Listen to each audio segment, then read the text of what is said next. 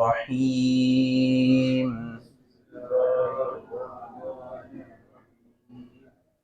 ضرب لكم مثلا من أنفسكم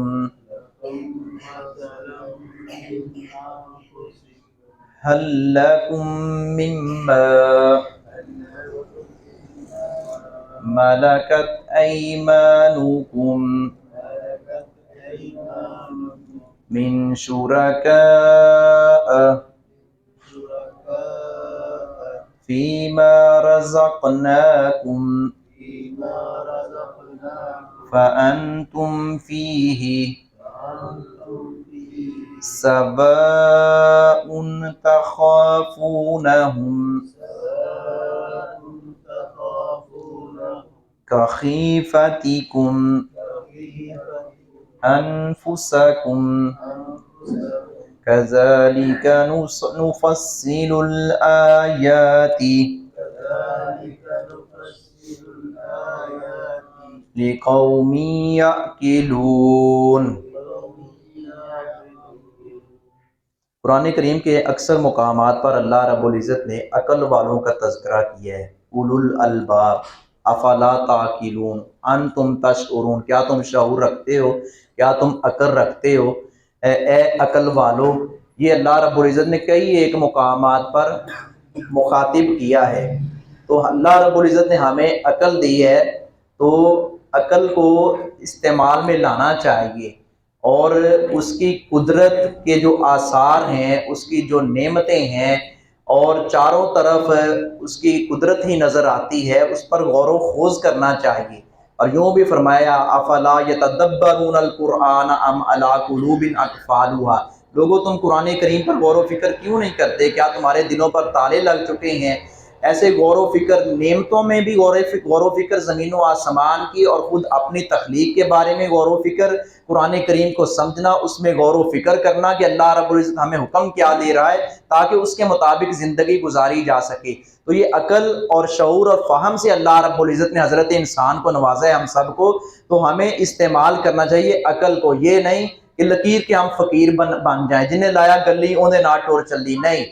اپنا اپنا معاملہ ہے، اپنا اپنا حساب کتاب ہوگا۔ یہ کوئی فارمولہ نہیں ہے، اور یہ غلط فارمولہ ہے کہ جی جیسے بڑے کرتے آئے ہیں ہم نے تو ایسے ہی ان کو کرتے پایا ہے۔ یہ اہل مکہ کا اور اہل کفر اور مشرکین کا یہ طرز عمل تھا۔ پچھلی آیات میں ہم پڑھ کر آئے ہیں، اللہ رب العزت نے اپنی قدرت کا تذکرہ کیا ہے، اپنی آیات کا تذکرہ کیا، جگہ جگہ اپنی نشانیوں کا تذکرہ کیا ہے، پھر تاکہ لوگ اس بات کے قائل ہو جائیں کہ قیامت قائم ہونی ہے اور حساب کتاب ہونا ہے۔ اب پھر اللہ رب العزت نے توحید پر دلائل دیے ہیں اور توحید کی بات کی ہے، چونکہ جتنی مرضی عبادات کر لیں، روزے رکھ لیں، نمازیں پڑھ لیں، حج کر لیں، قربانی دے لیں، جہاد کر لیں، اگر بندہ توحید پرست نہیں ہے، اللہ رب العزت کے ساتھ غیروں کو شریک ٹھہراتا ہے، اور اللہ رب العزت سے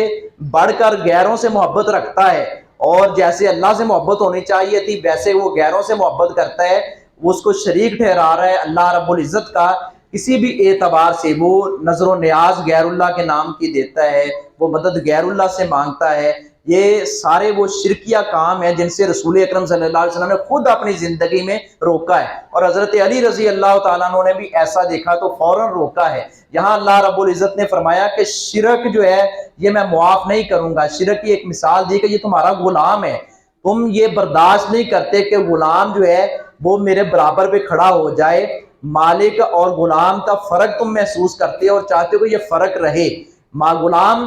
مالک کے برابر پہ کیوں ہو جائے؟ تو اللہ رب العزت نے یہ مثال دے کر سمجھایا کہ تم تو یہ اتنی شراکت اور یہ شرک جو ہے اپنے برابری پسند نہیں کرتے، وہ طاقتوں کا مالک ہے، اپنا شریک کیسے پسند کرے گا کہ تم اس کو چھوڑ کر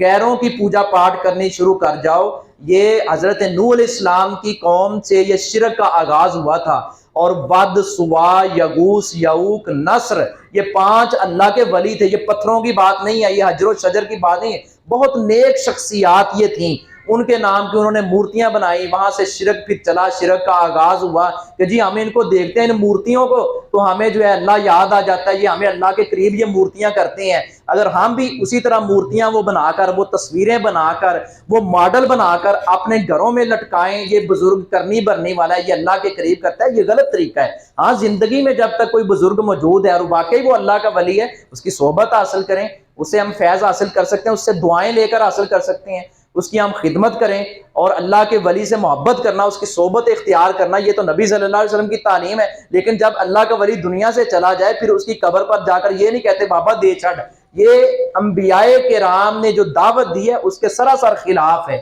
زارابا اللہ رب العزت نے بیان کی ہے، لکم تمہارے لیے بیان کی ہے، مثلا ایک مثال، اور جگہ جگہ اللہ رب العزت نے مثالیں دی ہے کہ مثال سے بات سمجھ میں آ جاتی ہے، من انفسکم تمہاری نفسوں میں سے، ہمیں مثال دی گئی ہے ہماری جانوں کے بارے میں کہ تمہیں ادھر ادھر کی چیزیں یہ اللہ کے قدرت کے کرشمے جو ہے نظر نہیں آتے، اپنی جان پر ہی غور کر لو، اپنے نفوس پہ میں، اپنے من میں جان کر دیکھ لو، حل کیا ہے لکم تمہارے لیے، مما ملکت ان میں سے جن کے مالک ہیں، ایمانکم تمہارے دائیں ہاتھ، یعنی وہ غلام جو تمہاری ملکیت میں ہے، تمہارے دائیں ہاتھ میں ہے، تمہاری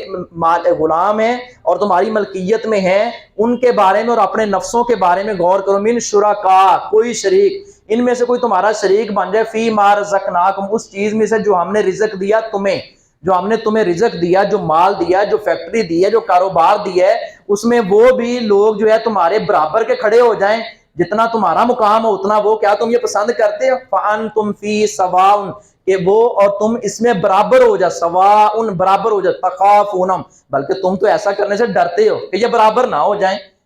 یہ ہر ایک کی کوشش ہوتی ہے نا کہ مجھ سے کوئی نیچا ہی رہے، بالخصوص جو غلام ہوتا ہے اور جو ماتحت لوگ ہوتے ہیں ان کی تو ذرہ برابر ہمارے معاشرے میں بات جو وہ کر بھی حق والی بات بھی کرے نا اپنا حق لینے کے لیے تو مالک سیکھ پا ہو جاتا ہے، لڑتا ہے جھگڑا، تو نے یہ بات کیوں کی، تجھے نہیں پتا میں مینیجر ہوں، میں فور مین ہوں، میں فیکٹری کا مالک ہوں، میرے پیچھے آگے پیچھے اتنا پروٹوکول ہوتا ہے، تو بات نے یہ بات کی ہے تو کیوں کی ہے؟ ایک حق سچ والی بات جو ہے وہ برداشت نہیں کی جاتی، تو اللہ رب العزت نے فرمایا کہ تم غلام کو اپنا برابر کیسے شریک کر لو، سمجھ لو گے، اس کو برابر تسلیم کر لو گے،